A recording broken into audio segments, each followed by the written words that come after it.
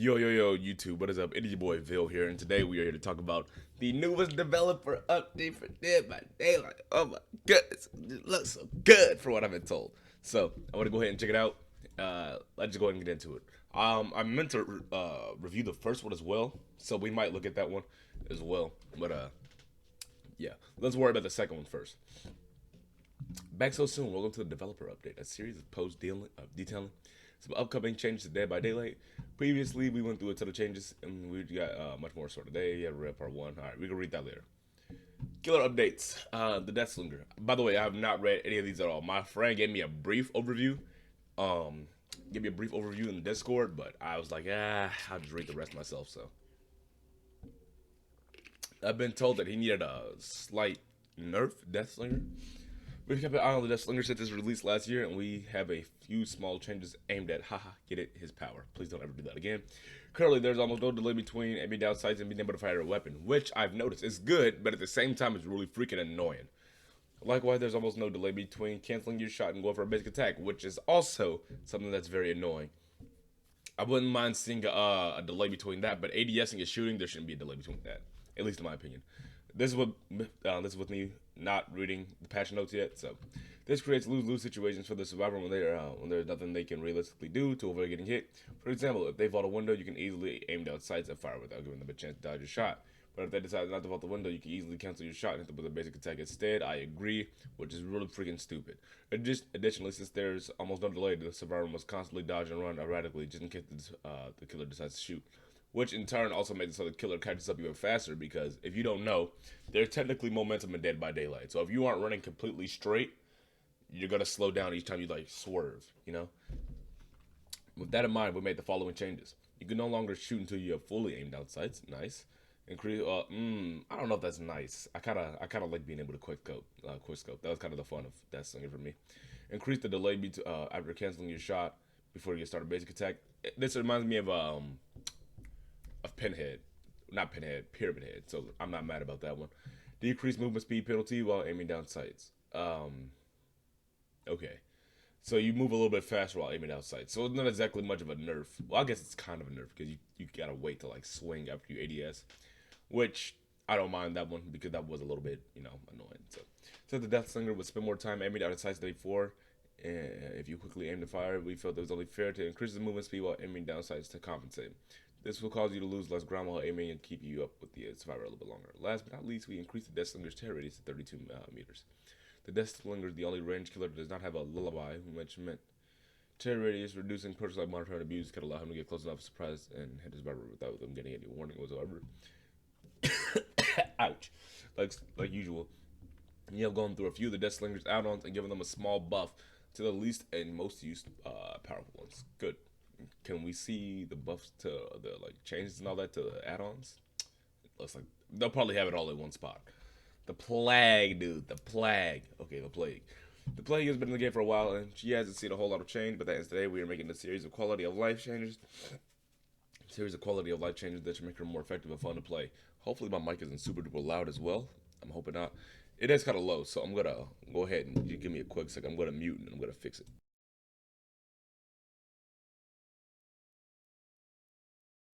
All right, that should be good. It was pretty far away from my mouth, so I will turn it down a little bit so you guys don't lose your ears. But all right, first we looked at affected objects. Previously, interacting with something will cause your infection to increase faster. We're adding an additional penalty to interacting with something that is currently affected, meaning your infection will increase even faster than before. Additionally, we've increased the base infection duration on objects like generators from 35 to 40 seconds. These changes will make infecting objects feel much more impactful. Next, we turn her Val Purge. The plague takes a massive hit to her movement speed whenever she's on cooldown. After purging or canceling her purge, we've increased her movement speed from 2.3 while on cooldown at 3.6. Ooh, this would cause her to lose far less ground when she does so.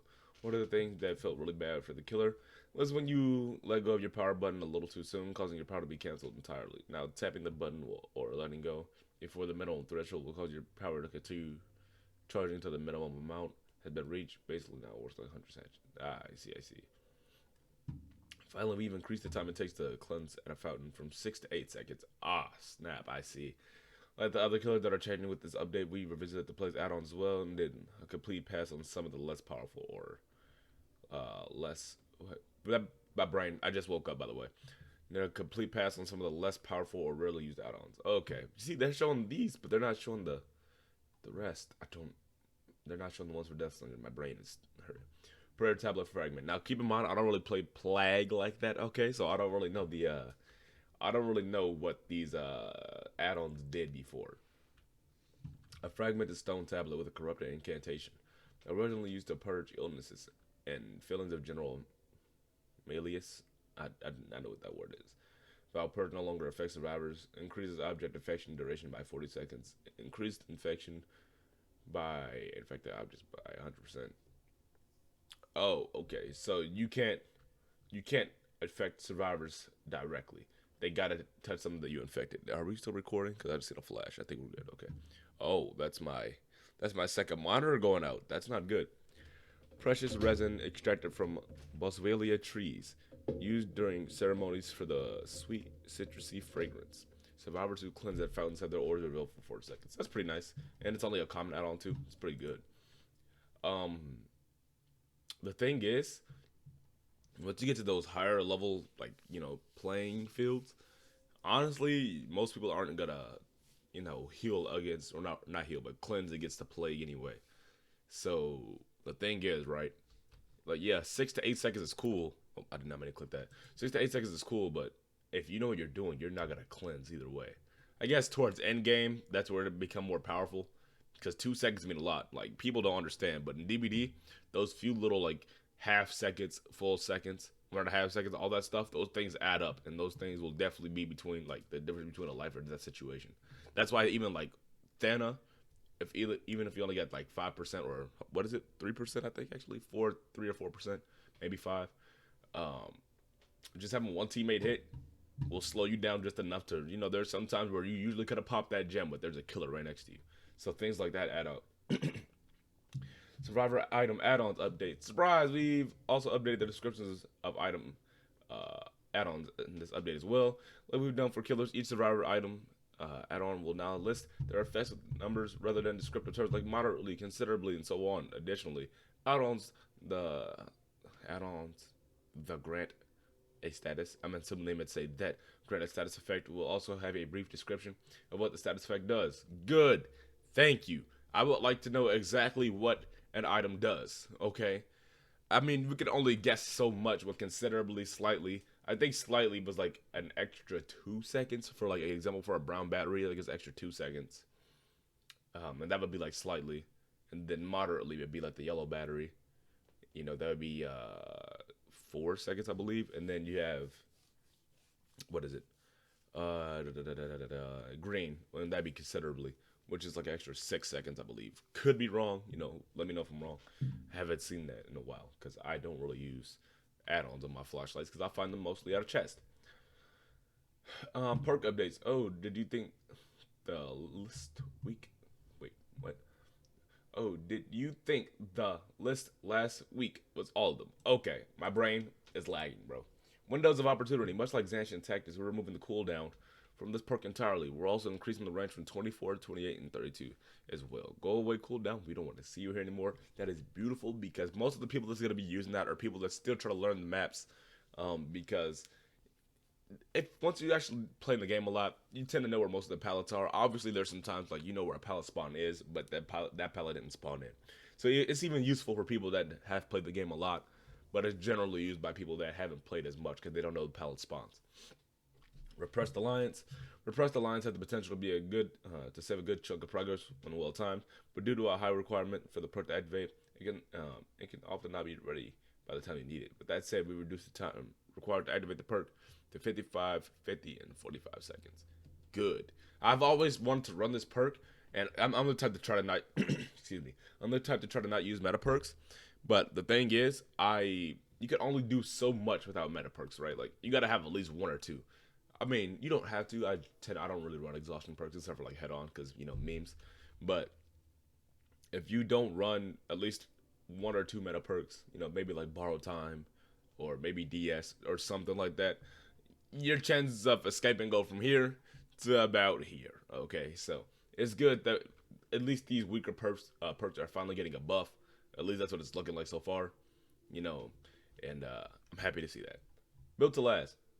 This perk shipped with fairly safe numbers to make sure it couldn't get out of hand, but they ended up making it pretty unpopular choice. We reworked it to make it far more effective at what it's meant to do. Hiding it a locker for 14, 13, and 12 seconds with a depleted item in your hand will cause it to refill to 99% of its charges. Each use of Built to Last reduced the number of charges refilled by 33%. Wait, hold on. Whoa. Each use of Built to Last reduced the number of charges by 33%. So you can use it more than once? Yo. I run Built to Last sometimes. Do you know how broken that's got to be with, like, flashlights and stuff? That, or with toolboxes? Oh, Lord. That low key might be a nightmare. Oh, no. Because if you have that with Streetwise, oh, no. Any means necessary. There we go. This is what I like to see right here, baby. Previously, we reduced the cooldown of any means necessary and saw more people start to use it. It's still not quite where we'd like it to be at, so we added the aura reading effect on all drop pallets. This way, as soon as it's ready, you'll know exactly where you can use it. Thank you. Beautiful, man. Beautiful. Because the thing is, with any means necessary, as much as that buff was like as cool as it was, you like if your teammate's running around with all the pallets and a killer just goes past it, you don't know where that pallet is, so you can't even pick it back up to try to help out your teammate. No mither allows you, or no mither, dude. My fault, no mither. I know some people hate when I say no mither. I don't know why. No mither allows you to trade a health state for other bonuses, but these bonuses aren't strong enough to warrant using the perk. Thank you, because that definitely are not. We've increased the grunts of pain reduction to 25, 50, and 75. Additionally, we added 15, 20, and 25% increased recovery rate while on the dying state. Side note, yes, we know a lot of you use this perk as sort of a hard mode. We're not looking to completely get rid of that. As silly as it may be. The thing is, right, I don't know why people use it as a hard mode. I mean, I guess I can understand because you're one shot, right? But, I mean, why would you, depending on what rank you at, I don't even know why you would want a hard mode. Unless you're running, like, because, you know, hey, look. DBD is a pretty hard game solo, in my opinion. At least with no mither. You know, if you have 2 hits, it's kind of like, you know, it's more fair, you know. But 1 hit, especially in like red ranks or I guess iridescent rank or whatever the hell it's supposed to be now, it ain't as easy as it you know as people think, man. At least to me, while you're solo queuing. Now if you have like if you're a 3 stack or a 4 stack, you know, pretty simple game. 1 or 2 stack though, DBD isn't easy in those higher ranks to me. Personally, Mindbreaker and Fearmonger. This is a simple one. Survivors who are working on a generator will now suffer from blindness in addition to exhaustion. That's because the perks to not only prevent the use of exhaustion perks, but also any aura reading that the survivor may have. So to counter this, you would just run Spine Chill. Essentially, all you would do is run Spine Chill. Obviously, I don't think you hear a heartbeat because you'll be no. That's blindness, not oblivious. Sorry. So never mind. No need for Spine Chill. No need for Spine Chill. I mean, it still doesn't hurt to have Spine Chill. Just keep that in mind. 6% faster if the killer's looking at you. You know, it could counter 1 level up Thana. Just saying. The hatch keys. The hatch and keys, by extension, have long been very contentious topics, leading to some heated debates. We have some changes incoming to make them a little bit fair. Oh, here we go. First, the hatch will no longer spawn if there's more than 1 survivor in the trial. Why would you have an extra S in there? This means you'll never have to worry about the last 3 survivors finishing when there's still 1 generator left. Ooh. Additionally, the hatch will now take a few seconds to open with the key once it is closed. Okay. Progress does not reset when the survivor cancels the interaction. This eliminates the problem where a survivor can simply sprint straight to the hatch and instantly open it and escape. Well, hold on. I gotta reread this because my brain, I read it, but I didn't understand it. Additionally, the hatch will now take a few seconds to open with a key once it is closed. Okay. To open with a key. Once it is closed. Oh, okay. So, I'm just gonna keep on reading. Hold on. Progress does not reset when the survivor cancels the interaction. This eliminates the problem where a survivor can simply does not reset. Simply run straight to the hatch and instantly open it and escape. Does not reset. My brain isn't understanding it. With that said, these changes will make the "Where did they go?" achievement impossible to obtain, so it will be changed to escape through the hatch using a key. Okay, so you can still escape using a key. So this kind of makes keys pointless, at least in terms of, because really the only reason you run a key is for two reasons: you want to escape through the hatch, or you're gonna run that one add-on that lets you see the killer's aura. That's essentially gonna be the only use for it now. So I mean, I don't see keys even being used anymore. They might as well take them out the game, to be completely honest. Because nobody uses the key for aura reading. Sorry about that. Nobody uses the key for aura reading, in my opinion. Each time I try to use it, it's pretty freaking useless. I mean, I guess the wedding ring add-on is okay. Bone totems, nice. I've been looking forward to seeing this. As promised in the anniversary live broadcast, we are introducing some new gameplay around totems.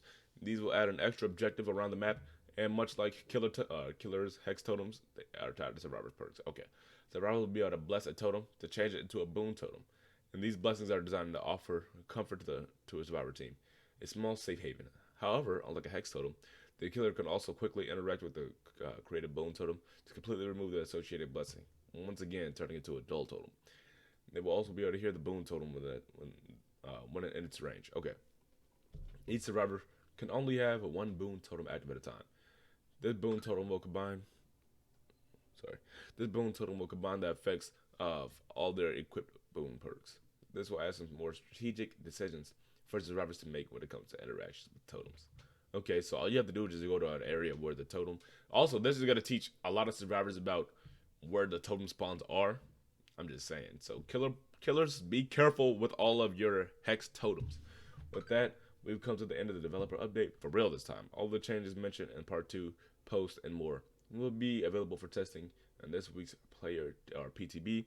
We look forward to hearing what you think, and until next time, the DBD team. Animedium, we're thrilled to see such a positive reaction to the first part of the developer update. We have a small update to something we announced in part 1. Unfortunately, due to time constraints at the size of this mid-chapter, the change to the spirit, which would cause her to kick up dust while phasing, needed to be pushed until further notice. The directional audio will be in the mid-chapter PTB as planned.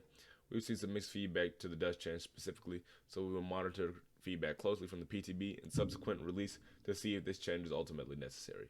Bro, I am okay. So I heard about that one. I am in the know about that one. But I want to go ahead and read the. How much time do I got? I got enough time. Okay, I want to go ahead and read this one as well. The first developer update. This. Oh, okay. That's just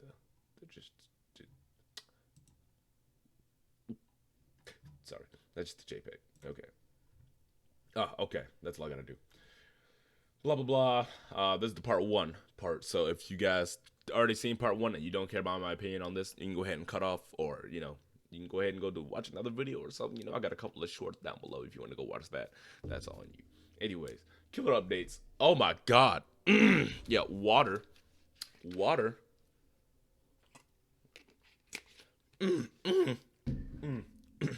Killer updates. The Trapper started things off with a bang, or rather a snap. That was awful, never do that again.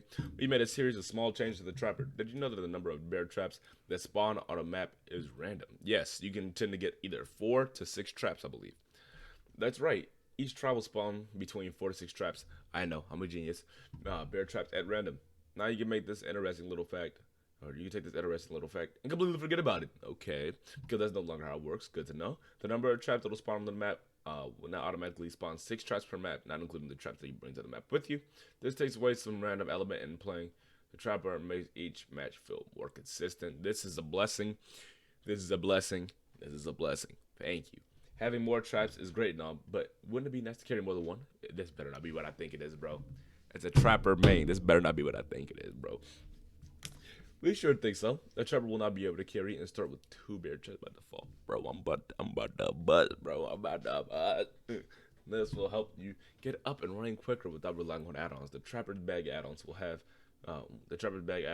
have been adjusted or repurposed accordingly. Bruh. Oh, so beautiful. Finally, on the subject of add-ons, we've done a pass on someone has least used add-ons and either increased their effects, removed their downsides, or gave them new effects. Entirely. All right, tension spring. A high tension spring that snaps back into place after survivor being stretched. Being stretched? Oh, after being stretched. Okay. The bear trap resets 2 seconds after survivor escapes from it. Okay, so it's essentially like the red add-on. I can't remember the bloody coil. Is that the bloody coil? No, bloody coil makes so you injure yourself. The other one, I can't think what it's called, but the other red add-on, iridescent add-on, where if you were to, it automatically has a trap activate every 30 seconds. That one, unless that's what this one was. I can't remember. I haven't played Killer in a while because I've been grinding all my survivor challenges for the tome.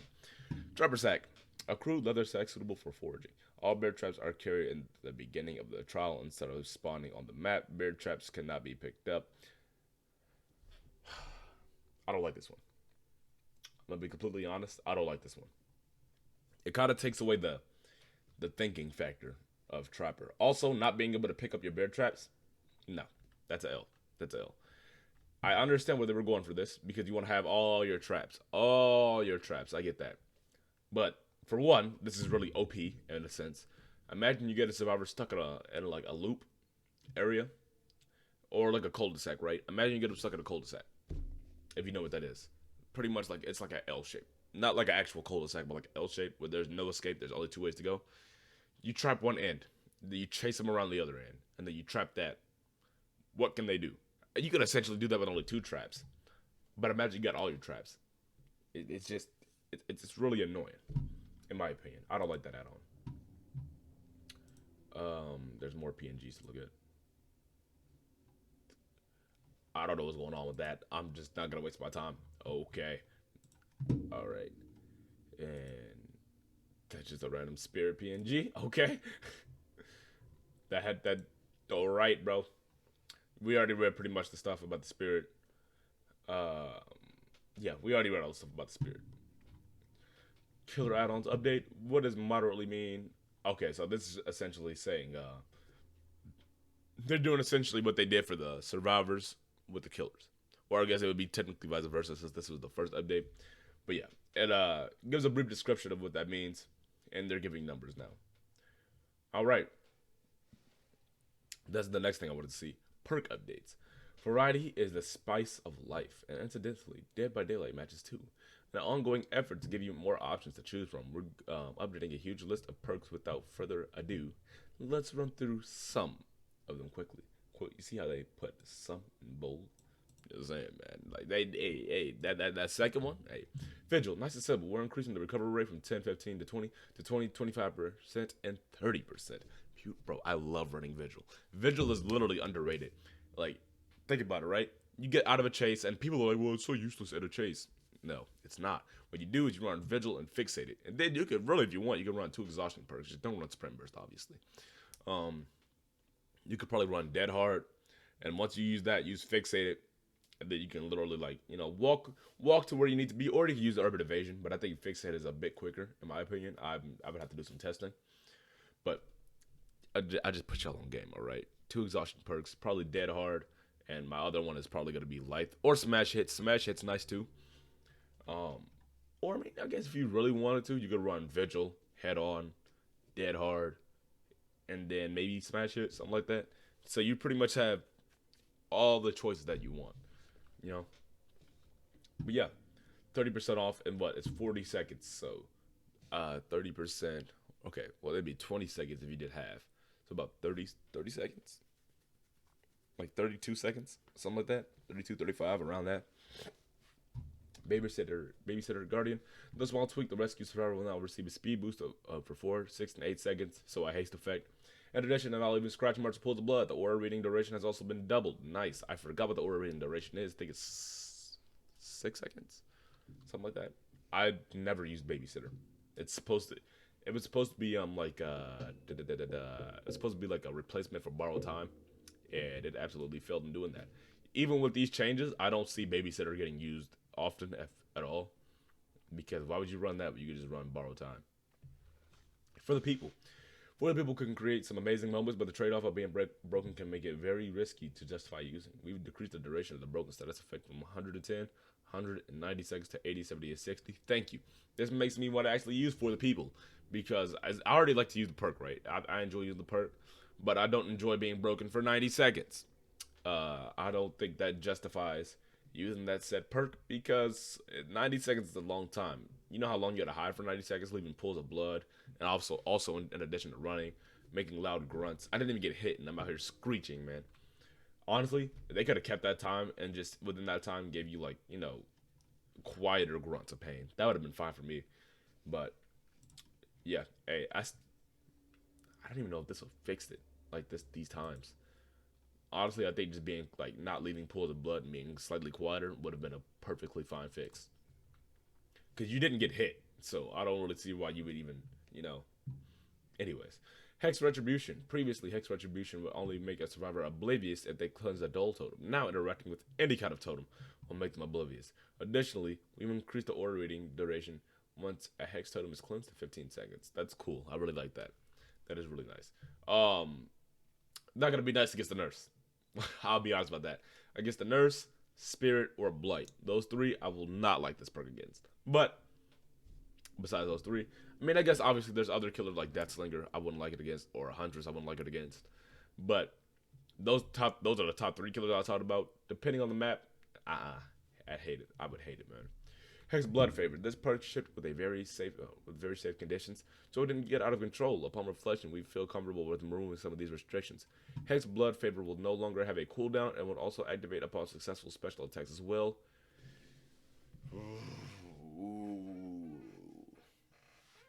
I don't know how I feel about that one because there's literally not gonna be any cooldown at all. So like, if you run, who's calling me? If you run Blood Favor, you literally like can get unlimited hits. My second monitor's running. Amazing. Hex the Third Seal. Just like the above, we've added special attacks to Hex. Third Seal as well should make the perk more practical on killers that focus more on using their power. Okay. So Third Seal isn't really that strong in my opinion. As long as you bring stuff like anti-totem perks, it's not that strong. Hex Thrill the Hunt. With bone perks making their way to the game, we decided to give Thrill the Hunt some love by extending the speed penalty from cleansing to blessings as well. Okay, fair enough. Item and character kill switch. Last but not least, let's talk about game health feature. The item and character kill switch with over 50 playable characters and their cosmetics, nearly 200 perks and hundreds of add-ons and blah blah blah blah blah blah blah blah. Enter the kill switch. It's actually a lot larger than it sounds. Okay. The kill switch allows us to disable anything that's causing an issue without needing an update. When something breaks and becomes exploitable, we switch it off until it's fixed. This is something we've been able to do with maps for a while to great effect. Disabled items and characters will be clearly marked and cannot be selected. Okay. What this means to you, when that one thing breaks and people start to abuse it, you won't have to play against it for a week or play against it for a week or two until there's a fix. And with that, we'll give you a break from reading for today, but we're just getting started. There's more to cover. There's a lot more to cover, so come back on Monday for part 2. All right. That's the whole of it, all of it, everything. Beautiful. So, what are my final thoughts on everything? This is definitely probably the best update I've seen since I started playing DBD, and that's been about 3 years now. Whenever it became free on PlayStation Plus at that time, my second monitor is still out, man. This is so annoying. I'll fix that later. But yeah, this is probably the best update we've had in DBD for a while. If ever. Honestly, if ever. Looking back at previous patches before I started playing and all that, this is probably the best patch, like, ever. Because this is literally all survivor feedback, or all survivor and killer feedback, I should say. And they're looking at both, and they're making considerable changes to both. Now, are some of these like really OP? Yes. Are some of these like really stupid? Yes. But do I enjoy them? Hell yes. So, anyways, with that being said, go ahead and let me know your thoughts in the comments. I will keep uploading shorts and all that, and maybe some gameplay here and there too. But yeah, anyways, it's been your boy Vil. I will catch you on the next one. Peace out, y'all. I gotta figure out how to stop this, get my second monitor back up now, because that is tripping out.